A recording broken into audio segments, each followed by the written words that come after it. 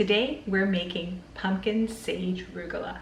These are a savory take on the traditionally sweet cookie, full of the warm fall and winter flavors of pumpkin, sage, and walnuts. They're great as an appetizer at a party or a big holiday dinner, especially because they can be prepared a couple of days or even a month ahead and baked off as needed. So let's get cooking. We'll start by making our rugelach dough.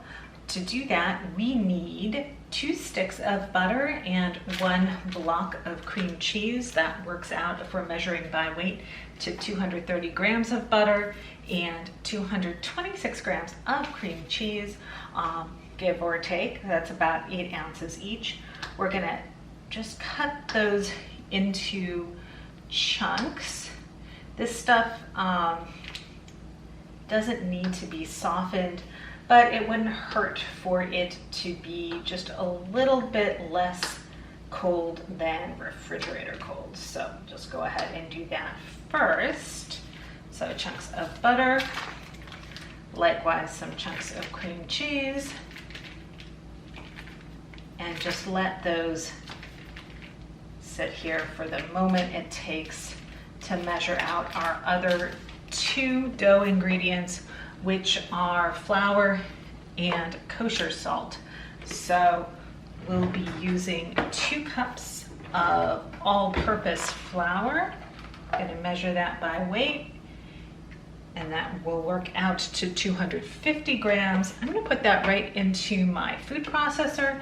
If you don't have a food processor or don't feel like hauling it out from wherever it lives, if you do have one, then you can do this with a pastry blender in a bowl, no problem. All right, so our flour will go in. And likewise, if you don't have kosher salt, you can use table salt, but use a little bit less of it when you do this. Let's see. There we go. Scale out of the way for now, and a teaspoon of kosher salt.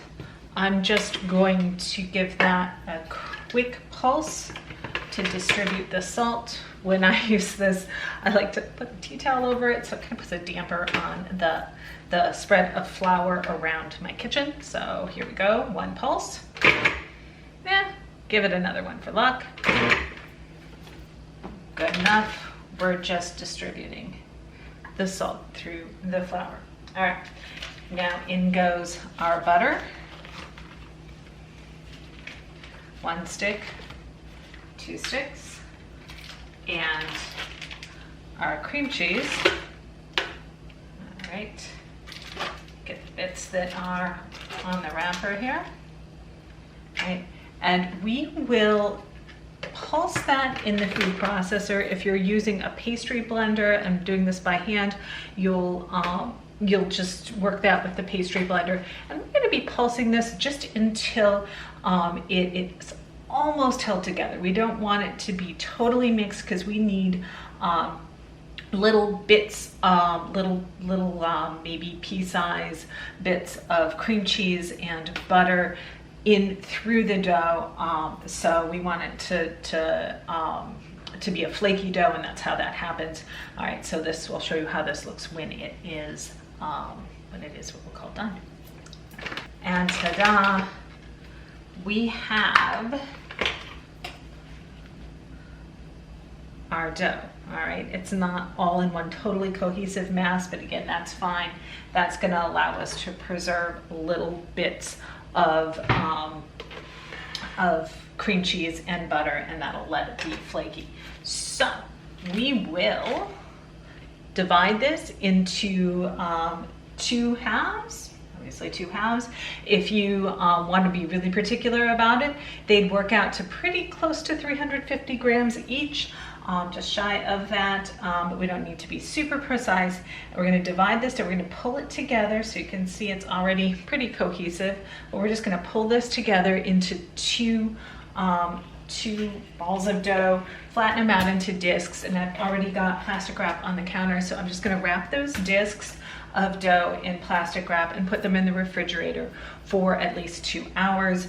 If you're in a hurry, you can put them in the freezer for a little while to speed up that chilling, but this is also great as a make-ahead thing, especially for a party or something. So this can go in the refrigerator for a few days. It can go in the freezer for longer. All right, so we will put this in the fridge and we'll move on to making our filling. While our arugula dough chills, we'll make our filling. We need shallots. We'll wind up with about 1/2 cup of chopped shallots, fresh sage leaves, about 1/4 cup finely chopped, 1/2 cup of pureed pumpkin. You can use other squash. You can use freshly roasted pureed squash, butternut squash. You could even do sweet potato with this instead, but I'm sticking with pumpkin. That's about 1/2 can, by the way. And of course, salt and pepper and some olive oil to cook this. So we'll give the shallots and sage a chop. Our shallots and sage leaves are chopped, and I've got about a tablespoon of olive oil heating on medium in a skillet. Roll that around here and slide the shallots in.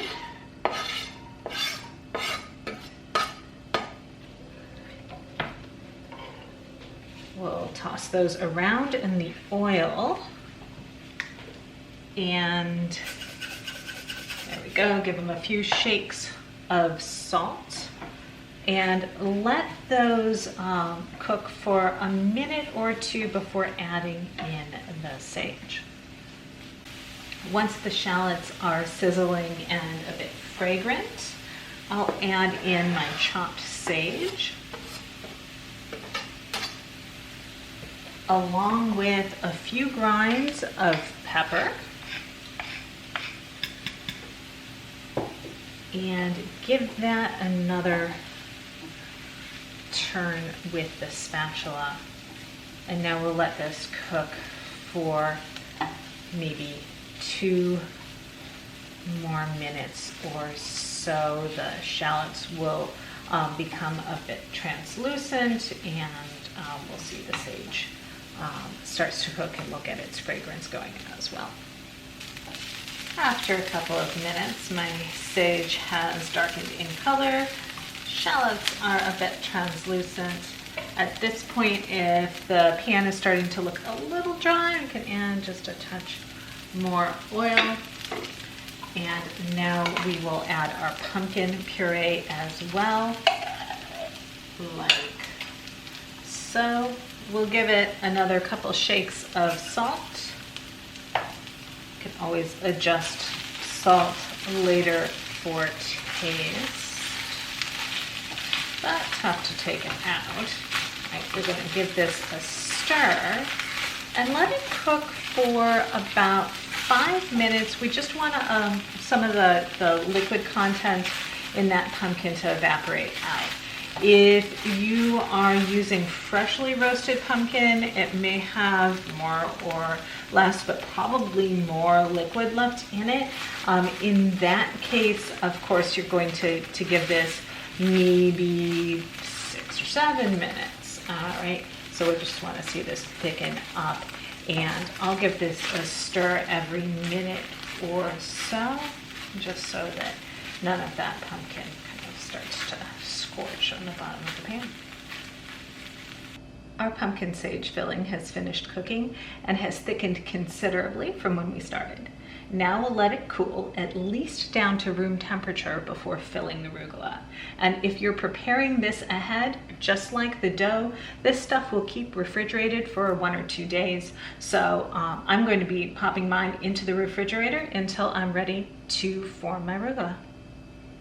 Now it's time to assemble and bake our rugelach. The oven is preheating to 350 degrees.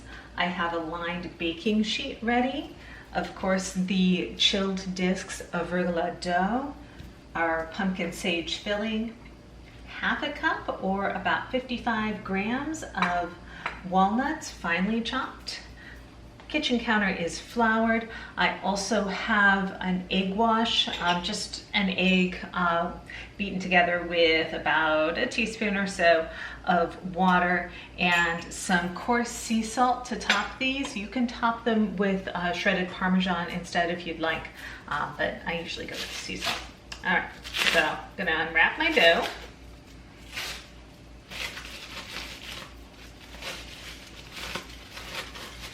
You want it basically still to be refrigerator cold, maybe not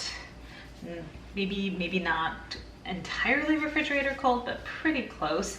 If it's difficult to work with, give it just a couple moments on the counter to come a touch closer to room temperature.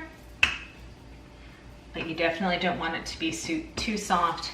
And if it does wind up getting too soft, cold is your friend, so just slide that dough onto a cutting board or something and back into the refrigerator for a little bit.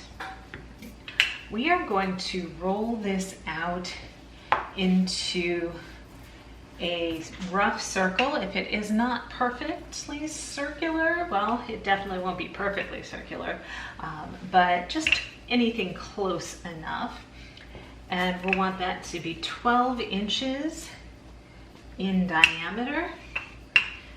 You'll notice that as I'm rolling my dough, I'm turning it, flipping it and or turning it. That way we don't wind up with a patch that's much thinner or thicker than the rest. Reflour as needed. All right. And a standard rolling pin is 12 inches across, so that's a pretty good measurement. I also like using my bench scraper for stuff like this. It helps to lift everything up too, and mine happens to have measurements on it, so that's cool as well. Either way, again, this isn't an exact science. We just want things to be about the size we're looking for. All right. You can kind of run your hand over that dough and sense if it's a little bit thinner or thicker in one place or another. I can measure across, that's 5.5, 12 or so inches across, just a little bit wider than my rolling pin, and that'll be good enough. You might want to slide a knife or a bench scraper underneath and just make sure that everything is mobile. Right? You're not going to have any stuck patches of dough when you try and get this up off the counter, because we're going to be filling it right here. So if it's going to stick, that's a bit of a problem. You can always just kind of get a little bit more flour underneath as needed. All right. So since this is half of my dough, I'll be using half of my filling, and I'm just gonna kind of plop that down on the dough. Oh, about like that. If you want to get really precise, you can weigh that. The filling is a total of 200 grams. Can't remember if I mentioned that earlier. So you could put 100 grams or so of filling on each round of dough. I'm going to spread that out into a thin layer. Again, you don't have to be perfect here, but just kind of close enough. We are going to leave a slight border around the edge and actually also in the center, so sort of like a donut. You'll see as we roll these up, that will help what winds up being the little tail end of the rugelach to stick. So if it's filled all the way up to its edges, then it doesn't actually hold together quite as well. Although these generally don't try and pop open while baking, so that's good. All right, pretty good. There we go. And now about half of our chopped nuts. And again, if you want to be super precise and weigh this out, you're welcome to do so. that would wind up being like, say, 23 grams or so of chopped nuts. You can also toast, well, you can also toast your walnuts if you'd like before chopping them. I didn't happen to do so, but it's of course a nice touch if you think of it. All right, maybe a little bit more on here. All right, good enough. Now we're going to slice this into 16 slices, 16 pieces, basically like super skinny pizza slices. So I'm just going to eyeball halfway. Again, you could get really precise and like measure with a ruler, but we don't really need to do that. All right, so we're going to cut it in half, and pardon me in front of the camera, and half, and just keep doing that until we wind up with 16. Okay, so all 16 of my slices, more or less even in size, are here. I'm going to start from the outer edge, and this is where that bench scraper might be handy too if I didn't quite cut all the way through to an edge, or if I want to gently lift one up. All right, so I'm going to start all the way out from the edge. You can kind of slide that back a little bit, it'll make my job easier. And I'm just going to roll fairly tightly, not so much so that we squish the filling out, like so. And there's that little tail end there, and we're going to set that on the baking sheet and keep going. And you don't want them touching, but you really don't need much space around these. There was no leavener in this dough. These aren't going to expand or spread as they bake, so we don't need to give them too much space around. And we'll just keep going, rolling up our rugelach.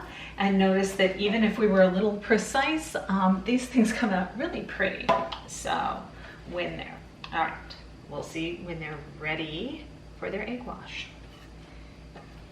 Our first 16 rugelach are rolled and on the baking sheet. I've got my egg wash. Again, that's just one egg beaten with a little bit of water, and we're going to brush that onto these and then sprinkle them with some coarse salt. If you're making these ahead, you can actually get just to the point of forming the rugelach, and before you add the egg wash, put them in the freezer. Freeze them on a baking sheet, and then once they're frozen hard, you can just put them into a freezer bag, and they will keep for up to a couple of months pretty well. They'll keep longer than that, but you might run into some freezer burn issues.